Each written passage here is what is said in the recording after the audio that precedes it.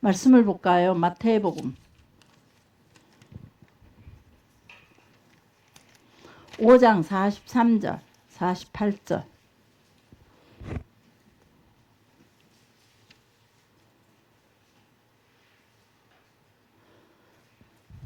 (43절부터) (48절까지) 시작. 또 내 이웃을 네 원수를 미워하라 하였다는 것을 너희가 들었으나 나는 너희에게 이르노니 너희 원수를 사랑하며 너희를 박해하는 자를 위하여 기도하라. 이같이 한즉 하늘에 계신 너희 아버지의 아들이 되리니 이는 하나님이 그 해를 악인과 선인에게 비추시며 비를 의로운 자와 불의한 자에게 내려주심이라. 너희가 너희를 사랑하는 자를 사랑하며 무슨 상이 있으리요? 세리도 이같이 아니하느냐? 또 너희가 너희 형제에게만 무난하면 남보다 더하는 것이 무엇이냐? 이방인들도 이렇게 하지 않으. 그러므로 하늘에 계신 너희 아버지의 온전하신가 같이 너희도 온전하라. 아멘. 우리가 긴 시간을 공부하다 보니까 말씀이 있는 것들도 긴 시간임에도 불구하고 말씀을 대하는 그 시간들도 좀 짧아지는 것 같아요. 하나님의 말씀은 늘 여러분이 가까이 하기를 원합니다. 눈으로 할 시간이 없다면 여러분 귀로도 자주 말씀을 대하시기 바랍니다. 하나님의 말씀이 얼마나 가까이 하느냐에 따라 우리가 자주 사용하던 기계의 모든 것들은, 저는 새로운 기계가 오면 모든 기능을 저는 사용을 못해요. 안 해요. 탐구하려고도 안 해요. 그냥 목사님과 가족들에게 밀어버려요. 그래서 어떤 때는 전자레인지도 제가 이거 얼마 돌려야 돼?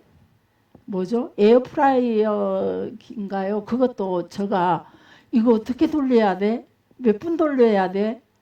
온도가 몇 도여야 돼? 저는 지금도 몰라요. 이 일을 큰다고 제가 부엌일 안 한다라고는 생각하지 마세요. 음식은 다 제 손으로 오고 가니까. 네, 그런 부분에서 제가 아직도 어떤 기계를 이렇게 다루기에는 너무 서툴러요. 근데 말씀만큼은 한 번 입에서 나왔다면 계속 줄줄줄 나와요. 내가 왜 그러냐? 내가 유독히 똑똑해서가 아니라 유독히 제가 생각해보면 저는 상당히 미련한 것 같아요.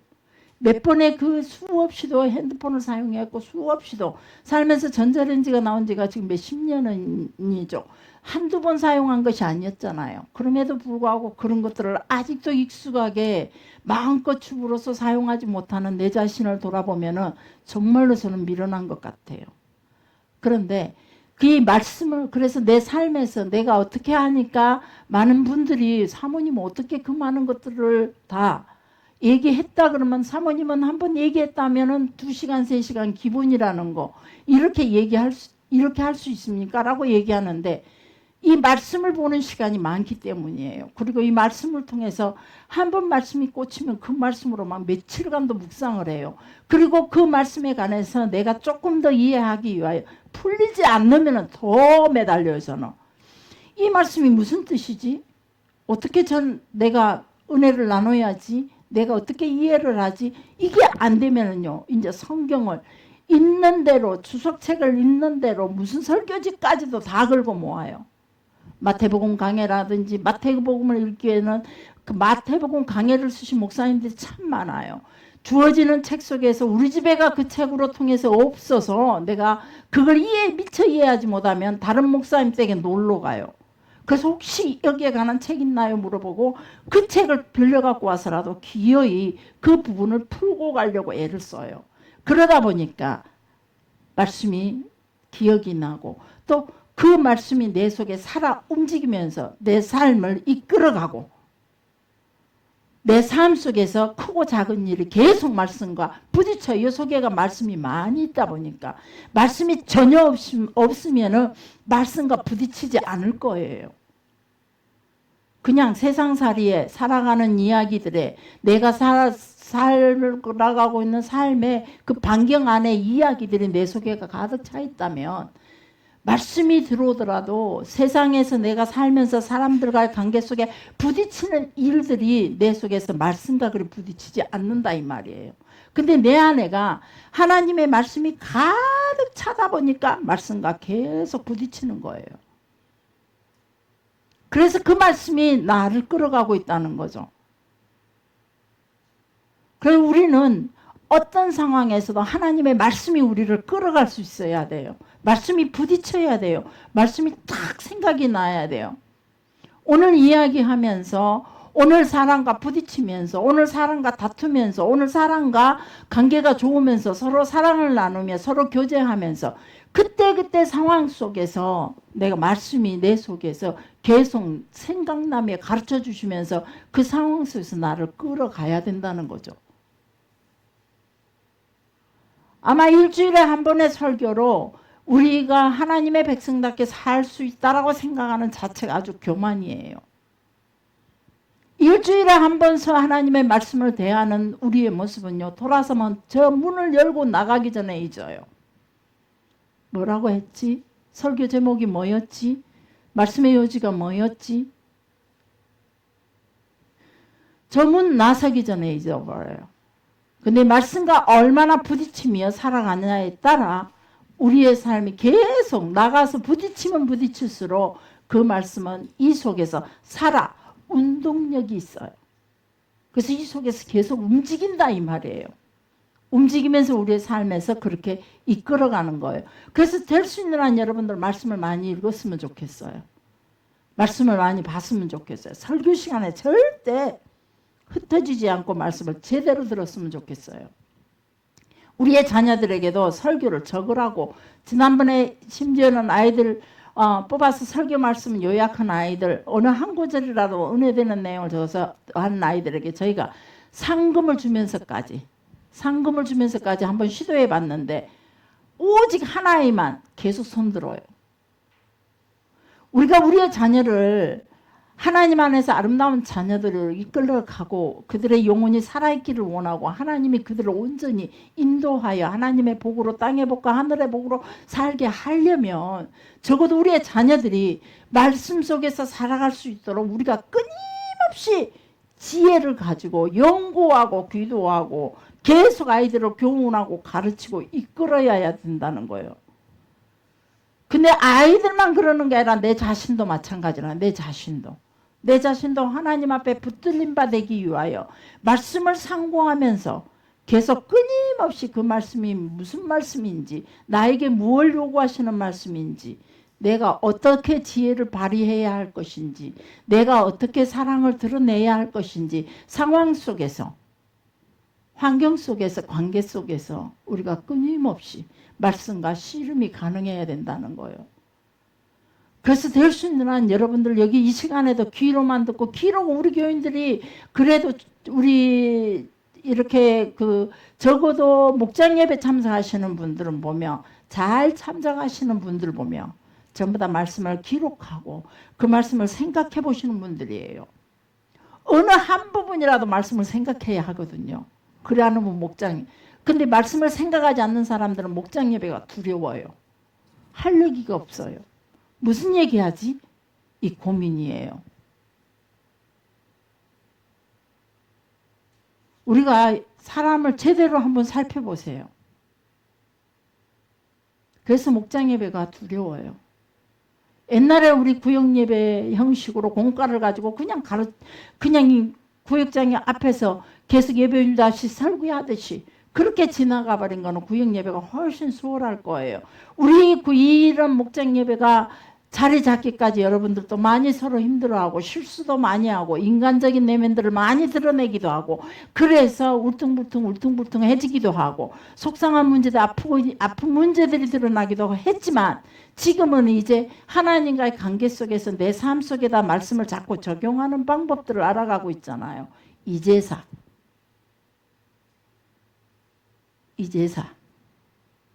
그래서 우리가 자꾸 말씀을 기억하는 게 아주 중요할 것 같아요. 그래야 하나님께서 창세기부터 계시록까지 수도 없이 주시는 이 말씀들이 우리 속에서 동시에 살아 움직이면서 어떤 사건을 만났을 때 OX가 제대로 드러나게 되고, 거기에서 유익과 무익한 것들을 우리가 구분할 수가 있고, 선과 악을 구분할 수 있도록 이 말씀이 우리의 전신에서 계속 드러나야 된다 이 말이에요. 우리 스스로가 진단하게 만들고 또 우리의 길을 어떻게 갈 것인지 그 길을 비춰주는 등불의 역할을 하는 거예요. 말씀을 계속 귀로 듣는 시간. 그래서 핸드폰도 우리가 막 다른 어떤 그 지식 정보들을 찾아내는 그런 쪽보다도 말씀을 듣는 도구로 사용한다면 하나님이 얼마나 기뻐하실까. 말씀을 보는 도구, 듣는 도구로 훨씬 더 하나님을 알아가는 도구로 훨씬 더 많이 사용했으면 좋겠다. 게임하면서 즐거움을 가지는 것보다는 그런 시간들을 좀 가질 수 있도록 계속 우리가 우리 스스로를 유도하고 우리의 자녀들을 유도해 가면서 그렇게 살 때에 하나님께서 우리에게 그 삶의 열매를 주시고 그 삶의 열매로 통해 나와 우리의 자녀들이 부욕해 하시는 하나님의 능력으로 하나님의 복으로 채워주신다는 겁니다. 자, 그래서 오늘 말씀을 일부러 제가 긴 시간이지만 이 말씀들을 읽었어요. 여러분 이 말씀을 읽을 때 한 구절 한 구절 무슨 뜻이 있는지 우리가 다 이해하고 읽을 수는 없지만 그래도 중간에 부딪히는 말씀, 이해하지 못하는 말씀들을 여러분들 반드시 한쪽에 메모해 놨다가 다시 한번 그 말씀 갖고 저희들과 상의해도 되고 저희 집으로 오셔서 같이 문답 형식으로 세례문답 하듯이 그렇게 서로가 하나님을 알아가는 귀한 시간도 됐으면 좋겠다. 그리고 목장 예배를 통해서 그런 것들도 서로 나누기도 하고 아니면 가정 예배 자녀들과 함께 은혜 나누기 시간을 가지면서 하루를 마지막으로 잠자기 전에 잠깐 얹어서 하나님 오늘 너는 어떤 하나님을 경험했니? 너는 하나님 오늘 하루 중에 어떤 말씀이 생각이 났어? 그럴 때 어떤 말씀이 생각났으며 어떻게 기도했어? 이런 것까지도 유도시켜가면서 아이들이 기도하는 삶, 말씀을 생각하는 삶으로 저절로 갈 수 있도록 이끌어갔으면 좋겠다. 라는 생각으로 여러분과 함께 한번 나눠봤습니다. 자, 마태복음 5장 43절 48절에 보면 첫 번째 내 이웃을 사랑하고 내 원수를 미워하라 하였다는 것을 너희가 들었으나 그래서 이 말은 보면은 원래 구약 성경은 율법에서는 원수를 사랑하라는 말이 없어요. 저 말씀의 개념으로 보더라도 원수를 사랑하라는 말씀은 없어요. 자, 그래서 레위기 19장 18절에 보면은 그러나 레위기 18 원수를 갚지 말아라. 원수에게 너의 원수로 통해 네가 받았던 그런 고통과 이런 문제는 갚지 말고 내 이웃을 내 자신같이 사랑하라 라고 이런 말씀은 있어요. 그러나 원수를 사랑하라 이 말은 없다는 거죠. 히브리 개념의 거룩이라는 것은 이 분리되는 게 거룩이에요. 카도시라는 단어를 사용하고 있는데 분리되었다 이 의미예요. 자, 당신은 거룩합니까? 병곤상이 거룩합니까? 물었을 때 저는 거룩합니다. 대답할 수 있는 것이 조건이 무엇이냐? 세상 사람과 내가 하나님 앞에서 구분되어 있다는 거죠. 믿지 않는 사람과 내가 하나님을 믿는 내가 삶이 세상 사람들과 전혀 다른 정확하게 구분되어 있는 걸 내가 보이고 사는 것이 그래서 나는 거룩한 자입니다 라고 대답할 수 있다는 겁니다.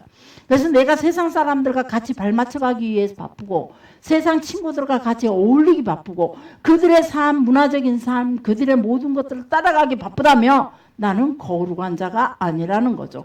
카도시가 아니라는 거예요.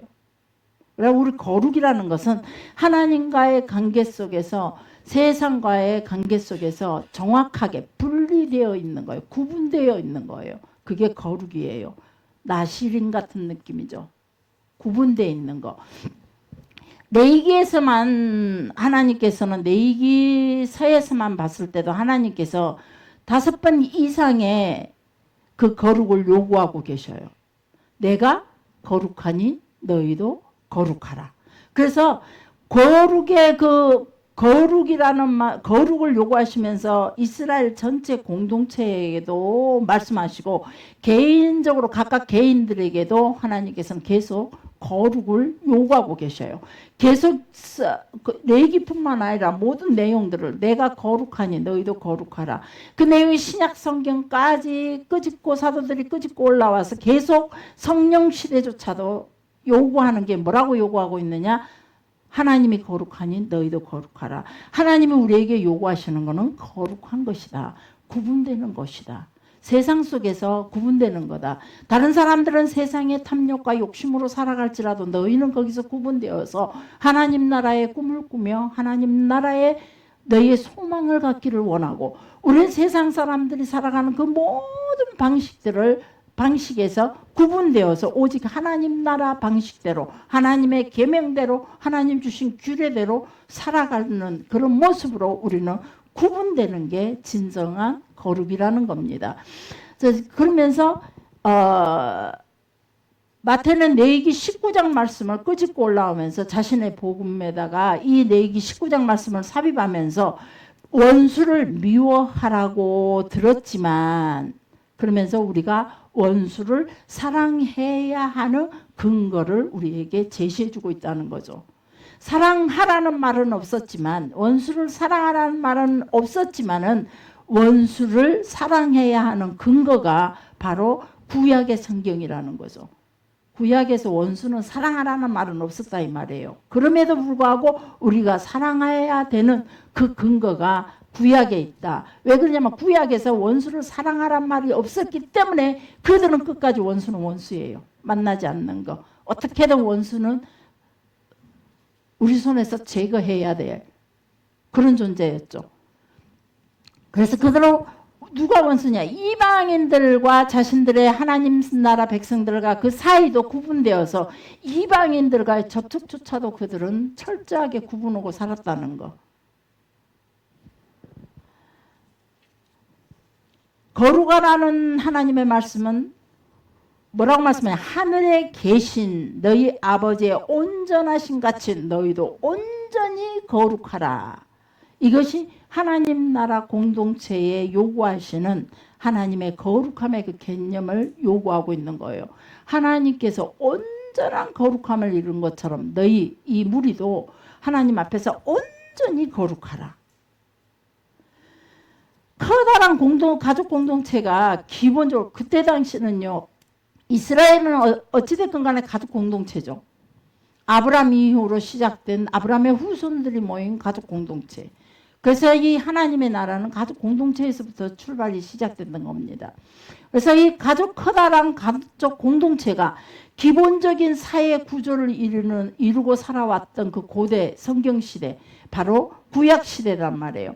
원수라는 것, 그때 당시 원수라는 것은 누구냐면은 내 가족 공동체를 흔드는 사람, 내 가족 공동체를 분리시켜 그 체계를 흔들어 놓는 거예요.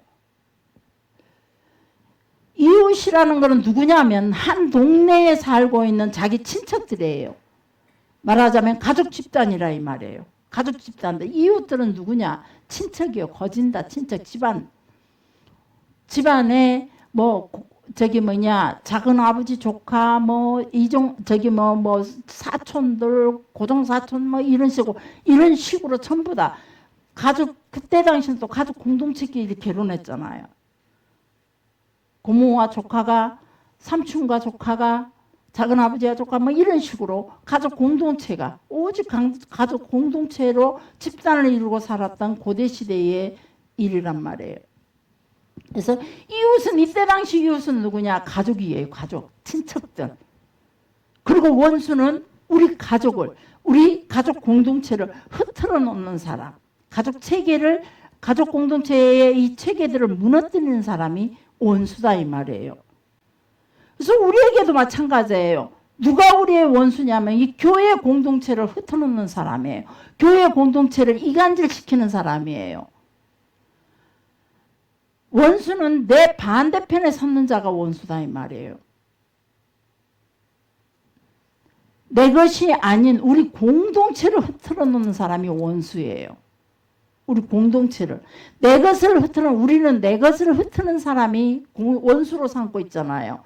사실은 이 성경시대는요, 가족 공동체를 흔드는 사람이 원수예요. 그래서 야고보서 4장 4절에 보면, 야고보서 4장 4절, 로마서 8장 7절 한번 볼까요? 야고보서 4장 4절은 음란한 행위는 세상과 벗된 것이고 하나님과 원수된다라고 기록해주고 있어요. 로마서 8장 7절 한번 봅시다. 로마서 빨리 해주세요. 자, 찾으신 분 읽읍시다. 시작. 육신의 생각. 아멘. 육신의 생각은 우리가 가지고 있는 육신의 생각, 육신의 계획들, 내 육체의 삶을 위한 그 계획들, 세상의 문화와 세상의 어떤 물질의 조건에 따라 살아가고 있는 이 모든 것들은 바로 우리가 하나님의 법에 굴복하지 못한 자의 모습이라고 말씀해 주고 있어요. 그래서 우리 속에 있는, 내 속에 있는 육신의 생각조차도 어쩌면 우리가 하나님과 원수되는 생각이라는 거예요. 아주 이 말씀은 심각한 말씀이에요. 우리가 두려움으로 다시 한번 하나님 앞에 서서 이 말씀을 묵상해 봐야 하는 말씀이라는 거죠. 마태복음 12장 30절에 보면 나와 함께 하지 아니하는 자는 나를 반대하는 자요. 예수님이 하신 말씀이에요. 나와 함께 모으지 아니하는 자는 해치는 자다. 그가 바로 원수다라고 정의하고 있어요. 하나님 나라 교회의 연합을 흐트러 놓고 해치는 자가 원수예요. 목회자와 장로님 사이를, 목회자와 안수집사님과 장로님 사이를, 교인과 교회 간의 사이를, 교인과 목회자의 그 사이를 자꾸 이간질하고 불평하고 불만 가지면서 계속 이간질하는 이런 자가 바로 원수라는 거예요.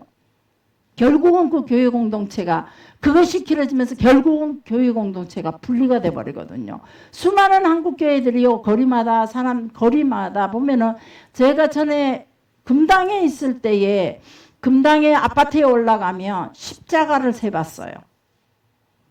높은 층에 교인집이 있어서 거기로 올라갔었죠. 십자가를 셌는데 크고 작은 교회를 합쳐서 100개가 넘더라고요. IMF를 지나면서 교회들이 우수수 신천지에서 무너지고 스스로 경제에 타격을 입어서 그냥 그대로 무너진 교회들이 많았죠. 그런 교회들이 많아질 때 사람들이 다들 얘기하기를 뭐라고 얘기했냐. 많은 목회자들이, 많은 그리스도인들이 뭐라고 얘기한 줄 아세요? 교회들이 많아지니까 하나님의 축복이라고 얘기했어요. 그러나 자세히 들여다보면 연합이 되지 않아서 생겨난 하나의 어떤 결과라는 거죠.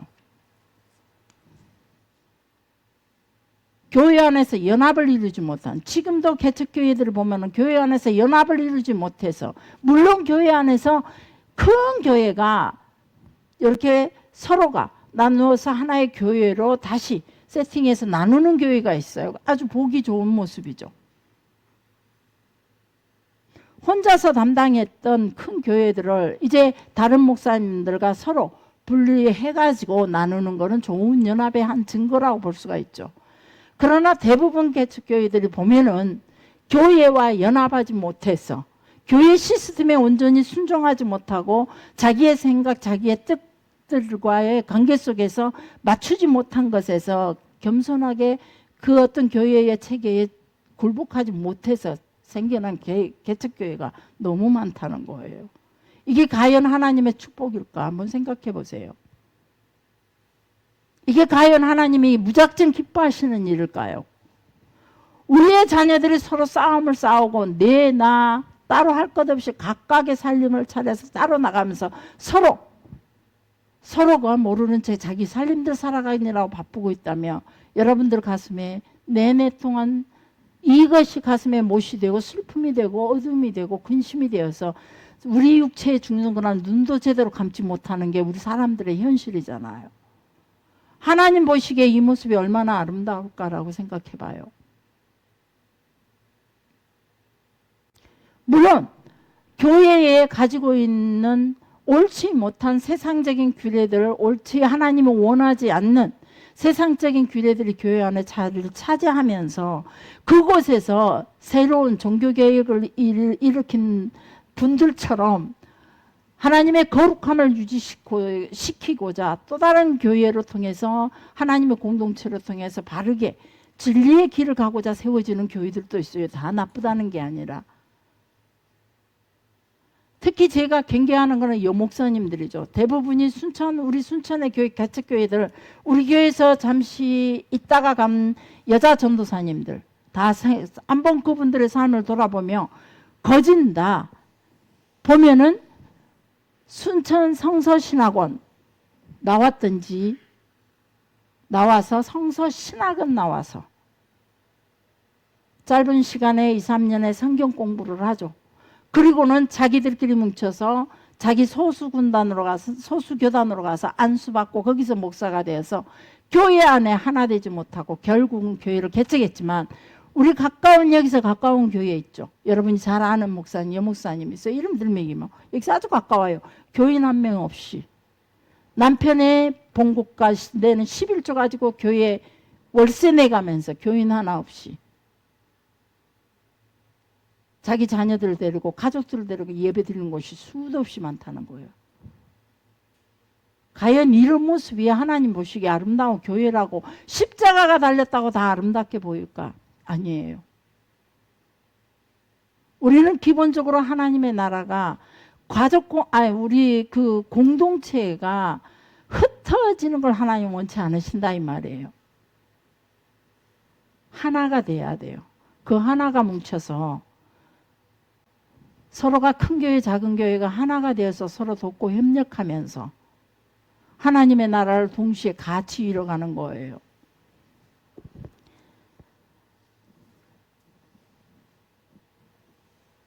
자, 고대 히브리인들은 원수를 사랑할 필요는 없었어요. 왜냐하면 원수를 사랑하라는 계명이 없었기 때문에 원수는 원수일 뿐이에요. 원수예요. 그런데 예수님께서는 예수님 시대에 오면서 예수님께서 하나님의 백성이라면 이웃을 대하듯이, 누구야? 가족과 친척을 대하듯이 원수를 사랑하라라는 거예요. 예수님의 요구는 내가 거룩하니 너희도 거룩하라 라고 하는 하나님의 백성을 향한 가장 기본적인 요구. 그 거룩해서 미움이나 다툼은 거룩의 모양이 아니기 때문에 너희가 완전한, 하나님처럼 완전한 거룩을 이루려면 원수까지도 사랑해야 된다는 겁니다. 이걸 요구하고 있다는 거죠. 네, 너희 원수를 사랑하라. 그래서 이 사랑이라는 단어에 낭만주의적으로 기독교를 생각하면 안 돼요. 그저 좋은 감정을 가지라는 것이 아니라 원수에게 좋은 일을 해줄 수 있도록 자꾸 좋은 일을 자꾸 행해 줄 수 있어야 된다 이 말이에요. 낭만적으로 사랑하고 함께하고 이런 것이 아니라는 거예요. 원수가 좋은 길을 갈 수 있도록 우리가 협력해주고, 원수가 굶었을 때 그들에게 좋은 것들을 우리가 좋은 것으로 구제할 수 있어야 되고, 좋은 것으로 그들이 어려울 때 좋은 것으로 같이 섬길 수 있어야 된다는 거죠. 그가 선해지기를 기다리면서 그에게 선을 베풀어 주라는 거예요. 원수들이 하나님을 온전히 섬길 수 있도록, 하나님을 섬길 수 있도록 그들을 하나님 앞에서 섬겨주라는 거예요. 하나님의 모습이 어떤 건지를 드러내 주라는 거예요. 아하브라는 사랑, 히브리어로 아하바라는 사랑은 감정적인 사랑을 표현하는 거예요. 외부적으로 드러나지 않는 사랑이죠. 감정적인 사랑. 그러나 다바크는 실제적인 행위를 근거로 둔 사랑의 표현이라는 거예요. 자, 다바크 너무 잘 알죠. 접착제가 달라붙게 하듯이 서로의 눈에 보이도록 실제적으로 달라붙는 것을 의미하는 겁니다. 행동적인 사랑이라는 거죠. 그래서 우리 부부들은 다바크하죠. 서로 사랑하기에 붙어 있는 거예요. 가족들은 서로 사랑하기에 붙어 있는 거예요. 서로 사랑하라고 사용된 이 언어에 감정을 기초를 둔 사랑이 바로 아하바예요. 우리의 감정에서부터. 낭만적인 것이 아니라 하나님께서 우리에게 주신 그 감정, 하나님의 그 하나님으로부터 허락하신 하나님의 형상과 모양된 그 감정으로 가지고 그 감정을 가지고 누군가에게 그 합당한 행위를 드러내는 거. 이것이 바로 하나님께서 원수를 향한 그 사랑의 표현을, 사랑을, 이 단어를 아하바라는 단어를 쓰면서 너희는 그 감정을 가지고 그가 하나님을 사랑할 수 있도록, 그가 하나님의 사랑을 알 수 있도록, 그가 회개할 수 있도록, 너에게 했던 그 악한 행위를 회개할 수 있도록 사랑하라, 아하바하라. 하나님의 사랑을 가지고 섬겨주라는 거예요. 창세기 2장 24절에 아담과 하와의 그 사랑은 연합하여 가족 공동체가 되고, 연합하여 하나의 사회를 만들어가고, 연합하여 결혼이라는 그 제도로 통해서 연합하여 그 가정이라는 공동체가 점점점 커지더니 한 국가의 형태를 이루어가고 있다 이거예요. 그러나 그러면서도 그들은 여전히 붙어서 사는 가족 공동체의 사회를 이루고 있어요. 우리나라도 그러잖아요. 과거에는 시족사회를 이루면서 의령남씨들이, 우리 시댁동네 가면 의령남씨들이 훨씬 많아요. 지금 뭐 중간중간 이방인들이 들어와 살고, 다른 성씨 이방인들이 들어와 살기는 하지만은 의령남가들이 한 동네를 이루고 살아가고 있다 이 말이에요. 여기서 말씀하시는 사랑 다바크는 붙어 있는 거라 그랬어요. 남녀 아담과 하와에게 주어지는 그 사랑은, 그리고 또 부부관계로 통해서 주어지는 그 사랑은, 하나님 안에서 하나님과의 인간관계에서 표현하는 그 사랑도 역시 다바크가 들어있어요. 우리가 하나님을 사랑한다면 하나님께 붙어 있어야 돼요. 하나님의 이 공동체를 사랑한다면 이 공동체 안에 붙어 있어야 된다는 거죠. 예수님께서 나를 사랑하는 자는 부모, 형제, 자식을 버리고 라는 말이 있어요. 버린다는 것은 그냥 유기한다는 말이 아니에요. 냅다 던져버리고 그게 아니라 그 마음을 예수님과 또 그분의 집단의 그 예수님의 집단 공동체와 함께 하라는 말이에요. 삶은 여전히 그 가족들과 함께 하지만, 버리고 이 단어에 우리가 우리나라 말로 영어권으로 해석되고 헬라어, 영어권, 중국어, 한국, 한문으로 이렇게 변화되면서 버리고라는 단어가 들어가지만은, 그런 단어들을 우리는 문자 그대로 우리가 이해를 하니까, 남편이 예수 믿는다고 구박하면 남편과 이혼해버리고, 자녀들이 예수 믿는다, 지금 신천지가 그러죠. 그 가운데 그들이 믿는 종교에서 반대하는 가족들을 완전히 벌어버리고 그들을 오히려 사회적 고발도 해버리고 자기를 찾는 자, 자기들을 사랑하기 위해서 붙어있기 위해서 찾는 그 부모들의 마음까지도 사회적 구조에 의해서 고발해버린다는 거죠. 그런 삶에 우리 하나님께서 우리의 공동체에게 주시는 말씀, 우리 하나님의 사람들에게 주시는 말씀, 부모, 형제, 자식을 버리라는 게 아니라 바로 하나님 나라의 그 공동체, 그 집단 공동체와 함께 하라는 거예요. 삶은 여전히 우리 가족들과 함께 하지만 같은 마음, 집단, 예수님을 사랑하는, 예수님과 함께하는 집단 공동체와 함께 하면서 같은 생각, 같은 마음, 같은 곳을 바라보고 살면서 바로 우리 집단, 우리 가족 공동체, 예수를 알지 못하는 그들에게 다시 복음을 제시할 수 있는, 하나님 나라를 전할 수 있는 그런 도구로 우리를 사용하시는 하나님은 그런 계획 속에서 우리에게 이렇게 말씀하신다는 거예요. 근데 우리가 가족을 무조건 버리라는 게 아니라는 거죠.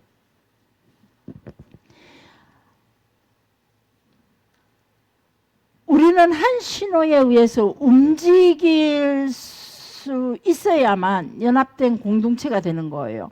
한 신호에서 움직일 수 없는 이 공동체는 절대 공동체라고 할 수가 없는 거예요. 교회 공동체는 목회자의 한 신호에 따라 똑같이 움직여줘야 돼요. 내 생각은 달라 라고 떨어져 나가서 구경만 하고 있다면 같은 공동체라고 말할 수가 없다는 거예요.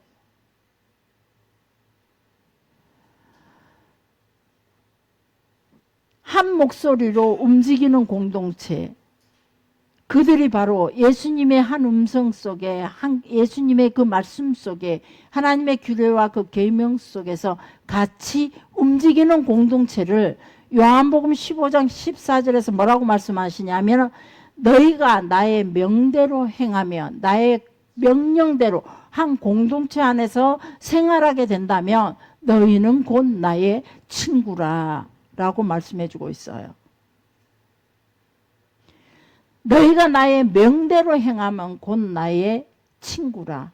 우리가 하나님의 명령 안에서, 규례와 계명 안에서 한 공동체를 이루고 살 때에 예수님의 친구가 될 수 있고, 하나님의 백성이라고 할 수가 있고, 믿음의 한 공동체라고 할 수 있다는 거예요. 그래서 우리는 계속 레위인이라 그러면, 레위의 뜻은 연합이라는 뜻을 가지고 있어요. 하나님께서 레위라는 이 아브라함의 자손 중에서 레위라는 이 아들로 통해서 하나님을 섬기는 집단의 그 한 무리로 세우셨어요. 이거는 연합이라는 의미를 가지고 있다고 그랬죠. 연합. 하나님과의, 나와 사람과 그들과의 연합으로, 또 그들과 이스라엘 백성들과의 연합으로 동시에 같이 하나님을 섬기고 하나님 앞에 가까이 나아가고, 세상 속에 하나님의 나라를, 하나님의 그 나라로 통해 하나님의 사랑을 선포하라고. 그래서 연합이라는 의미로 레위인을 하나님의 성전에서 하나님을 섬기며, 또 제사드리러는 하나님의 백성들을 섬기는 자로 두셨다는 거예요. 그래서 우리가 추구해야 할 것, 특히 교회 안에 있는 우리 재직회원들, 항존직들, 이분들은요 늘 연합을 추구해야 돼요. 무엇보다도 하나님의 계명, 하나님의 말씀의 연합이 첫 번째 이루어져야 되고, 앞에서 걸어가는 목회자의 연합이 두 번째 이루어져야 되고, 그리고 서로 일꾼들이 연합을 이루고 따라오는 그들과 연합을 이루어야 돼요. 누군가가 그 연합을 방해한다면 우리는 그걸 구분할 수 있어야 돼요.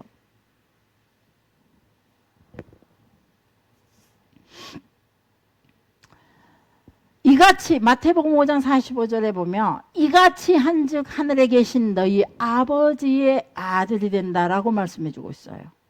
그렇게 사는 자가, 아버지와 아들의 그 관계를 보면은, 과거에는 그 아버지를 보면은 아들을 알 수 있고, 아들을 보면은 아버지를 안돼요. 왜 그러냐면, 특히 구약시대 때, 성경시대는 아버지가 가지고 있는 직업을 자녀들이 기업으로 계속 받아서 이어가거든요.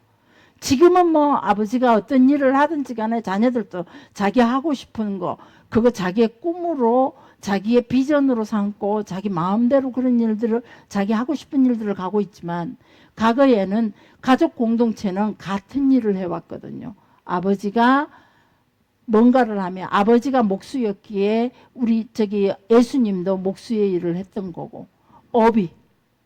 그래서 그리고 사도 바울도 업이 뭐라고 했냐면 장막 짓는 일이라 그랬어요. 그의 아버지가 장막 짓는 일을 했기 때문에 업이 같으므로, 브리스길라와 아굴라와 바울이 업이 같으므로 그들이 장막 깁는 일을 함께 했다라고 기록해 주고 있어요.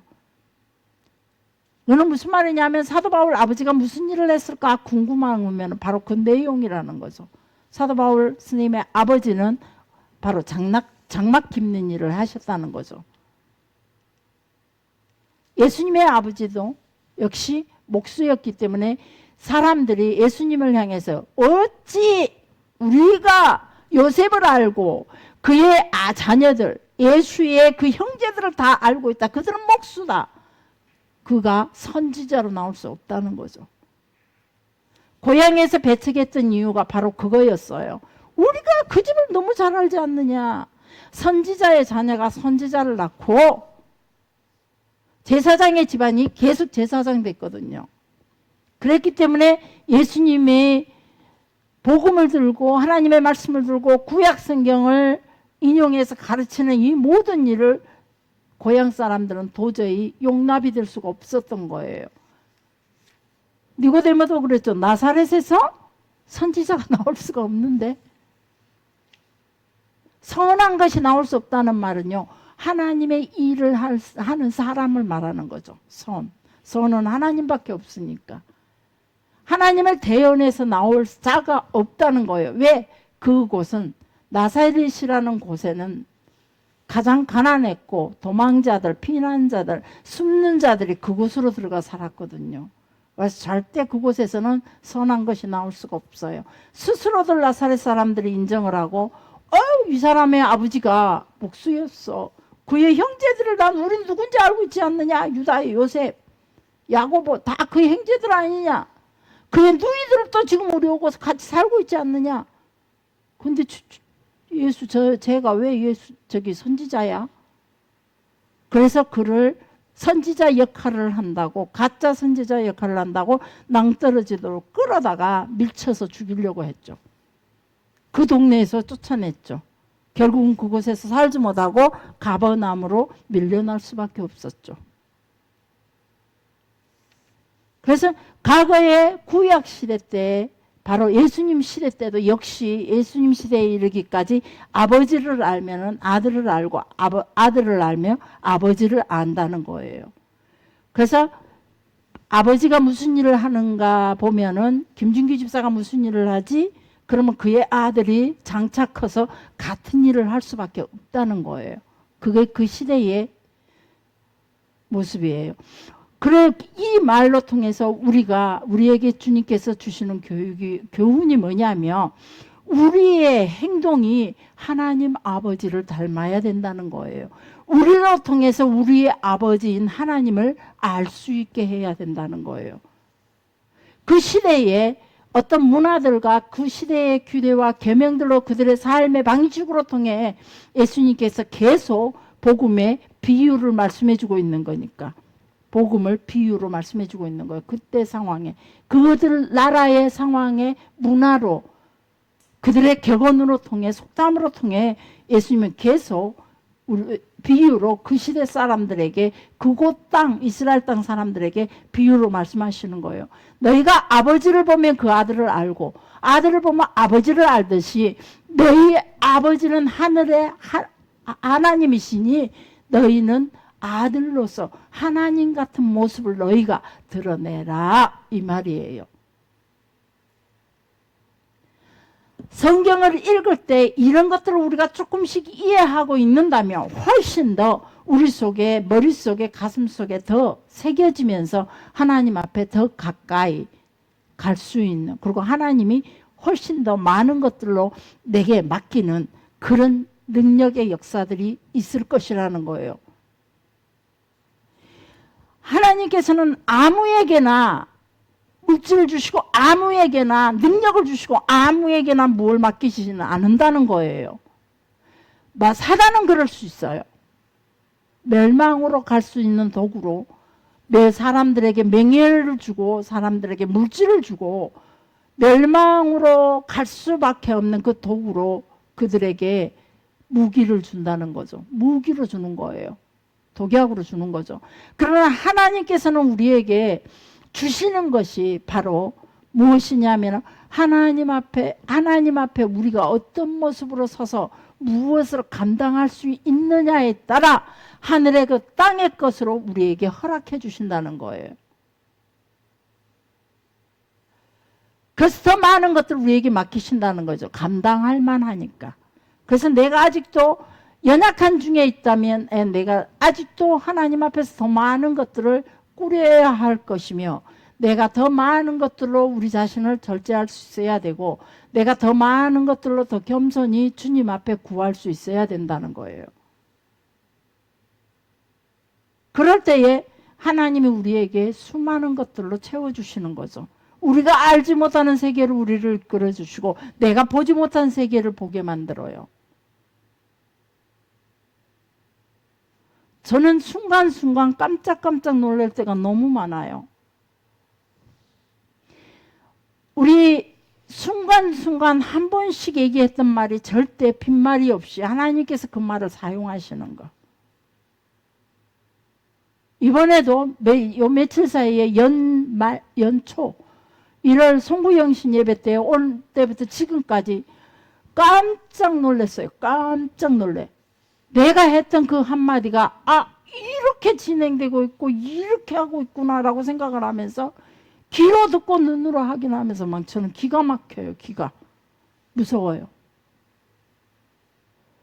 우리가 하나님 앞에서 우리의 말이 하나님 앞에 그대로 쓰임받기를 원한다면 하나님의 말씀이 우리 속에서 우리를 계속 써가야 돼요. 하나님의 말씀이 우리를 계속 이끌어갈 수 있어야 돼요. 그럴 때에 우리의 입의 말도 하나님께서 그대로 사용하신다는 거예요. 우리의 생각하는 거, 말하는 거, 행동하는 걸 하나님이 열매로 주신다 이 말이에요. 열매로. 당신의 응답으로 우리에게 허락하신다는 거죠. 하나님의 말씀을 매일같이 읽으면서 하나님의 말씀을 늘 이렇게 상고하면서 느끼는 것이 내가 하나님 앞에 어떻게 서느냐가 가장 관건이구나. 수많은 설교가 있고 기도할 때마다 우리가 받는 감동이 있고 만나서 얘기함으로 통해 상대의 얘기로 통해서 순간 스치는 그 하나님의 그 생각들 그분으로 통해서 나에게 주시는 응답이죠. 그래서 그런 것들을 저는요 계속 기록하고 적으려고 애를 써요. 다녀가시고 나면 저는 노트를 우리 목사님도 알다시피 저는 노트를 갖다 기록을 해요. 이분들로 통해 내가 오늘 하나님이 이것을 깨달았어. 어떤 때는 이야기가 길어질 때는요 잠깐만요 노트 갖다 적어가면서 해요. 내가 깨닫는 걸. 그리고 나에게 말씀하시는 하나님의 뜻으로 알고 나에게 속삭이는 하나님의 음성으로 알고 이거는 이렇게 내가 해야겠구나. 이럴 때는 내가 이런 모습으로 보여야겠구나. 내가 이럴 때는 이런 걸로 줘야겠구나. 이런 것들을 계속 하나님 말씀 안에서 생각하려고 애를 써요. 물론 여러분들보다 내가 훨씬 더 미련하고 여러분들보다도 훨씬 연약한 모습을 가지고 있어요. 그렇지만 그 모든 시간들을 하나님 앞에 주시는 환경 속에서 만나는 사람들 속에서 주어지는 그 작은 감동 하나를 놓치지 않고 느껴지는 그 작은 하나님의 말씀 하나 스쳐 지나가는 하나님의 뜻을 드러내는 선한 행동이라면 선한 생각이라며 말씀이 나를 이끌어간다며 그 순간만큼은 가다가 실패할지라도 가다가 혹 넘어질지라도 그 순간만큼은 그걸 가지고 기어이 한 걸음이라도 뒤들려고 애를 쓴다 이 말이에요. 우리 새해에는 제가 여러분의 불쏘시개를 어떻게 할 수 있을까? 여전히 같은 모습으로 내가 여러분에게 여러분 속에 있는 하나님의 나라에 대한 그 동경하고 그 소망하고 꿈꾸는 그런 것들을 여러분의 자녀들을 향해 꿈꾸는 그 속에 하나님의 불쏘시개가 될 수 있다면 오직 이 시간도 귀한 시간이겠구나. 그래서 더 많이 이 시간을 주님 앞에 할애하려고 해요. 이 시간이 예배가 길어진다는 얘기 아니에요. 하나님 앞에 내가 더 머리 숙이고 더 말씀에 가까이 하면서 어쩌면 아주 좋아하시네요. 어쩌면 내가 하나님의 뜻을 바르게 딱 이렇게 할 수 있을까? 이런 시간으로 하나님이 원하시고 꿈꾸는 게 어떤 걸까? 우리를 위하여 그런 것들을 내가 제대로 알 수 없고 그 방향을 제대로 잡을 수는 없지만 그래도 나에게 주어지는 모든 상황 속에서 최선을 다하기를 원합니다. 여러분들도 여러분 상황 속에서 올 한 해는 여러분들도 동시에 불쏘시개가 되시기를 축복합니다. 자녀들에게 하나님의 불쏘시개가 되고 옆에 아내에게 옆에 남편에게 내 이웃 친척들에게 그리고 원수들에게 이방인들에게 그리고 우리나라 순천 전 지역 우리나라를 넘어서 세계 열방까지도 뭔가 하나라 이거라도 줘서 내가 불쏘시개가 될 수 있다며 작은 거 이거 하나 드려지기를 원합니다. 기도하겠습니다. 살아계시고 역사하시는